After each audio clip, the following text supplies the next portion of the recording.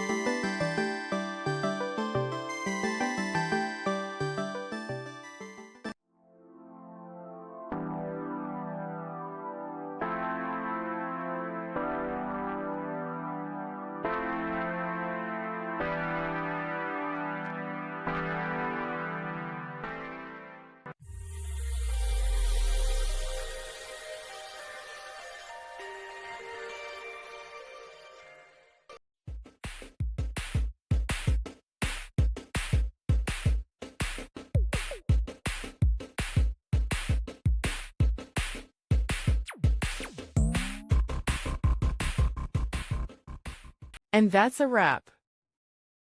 I hope you found the answer you were looking for.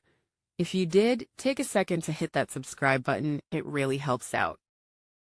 And let me know in the comments which solution worked best for you. See you next time in the debug zone.